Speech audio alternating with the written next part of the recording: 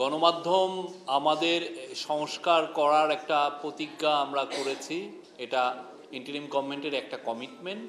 তো সেই আলোকে একটা গণমাধ্যম সংস্কার কমিশন হয়েছে এবং সেই সংস্কার কমিশনের কাজ খুব দ্রুতগতি। ওনারা পুরো বাংলাদেশেই ঘুরে বেড়াচ্ছেন, সবার সাথে কথা বলছেন। বাংলাদেশের যত ধরনের স্টেক হোল্ডার আছে, মিডিয়া যারা ওন করেন, মিডিয়া যারা টপ ম্যানেজার, মিডিয়া যারা সাংবাদিক, মিডিয়া যারা কর্মী এবং গণমাধ্যম কর্মী, কিছু কিছু আছেন যারা গণমাধ্যমে আছেন বাট তাদের সাইড যেগুলো, যেমন অ্যাকাউন্টসের লোক আছেন বা যারা প্রেস কর্মী আছেন, সবার সাথে ওনারা কথা বলছেন।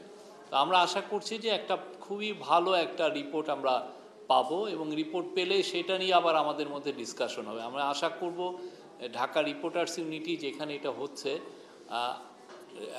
বিএফইউজে, ডিইউজে, জাতীয় প্রেস ক্লাব এবং সাংবাদিকদের যে বিট ভিত্তিক যে সংগঠন যেগুলো আছে, ইআরএফ বা সচিবালয় সাংবাদিক সমিতি, পার্লামেন্ট সাংবাদিক সমিতি, ক্যাপিটাল জার্নালিস্ট বাংলা সমিতি, তারা সবাই এটা নিয়ে আলাপ করবেন। তারা দেখবেন যে এই রিপোর্টে তাদের ডিজায়ারগুলো রিফ্লেক্টেড হয়েছে কিনা।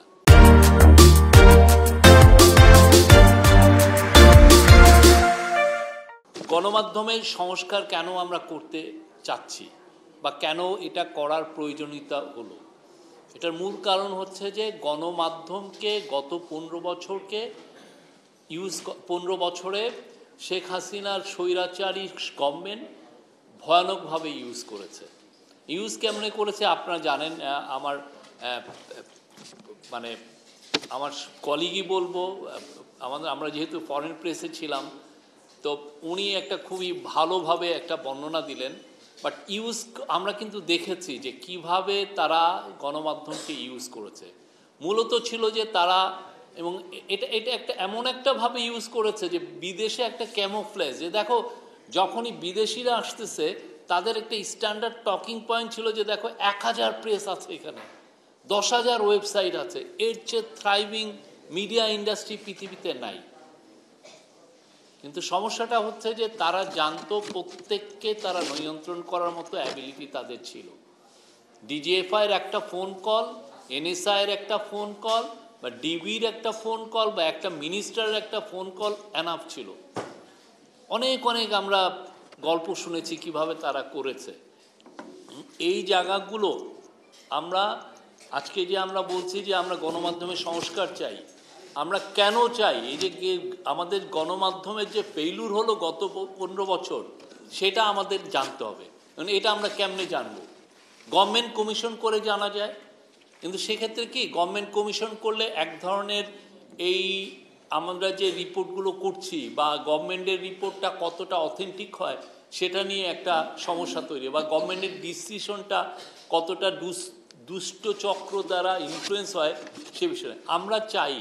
বা আমি মনে করি এখানে আমরা যারা আছি, আমাদের যারা প্রাইভেট রিসার্চার আছেন, যারা জার্নালিজম নিয়ে কাজ করেন সেরকম গ্রুপ আছেন, সবাই মিলে গত 15 বছরে যে আমাদের যে ফেইলুর, জার্নালিজমের যে ফেইলুর, এই যে জার্নালিজম দিয়ে যে একটা স্বৈরাচারকে শক্তিশালী করার যে বয়ান তৈরির যে প্রয়াস এবং আমাদের সবার সিভিল লিবার্টি কেড়ে নেওয়া, এই কাজগুলো যে হয়েছে, এটা একটা প্রাইভেট ইনিশিয়েটিভে হোক।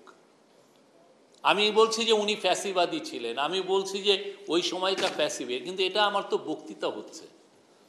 আমরা রিয়েল কাজটা চাই।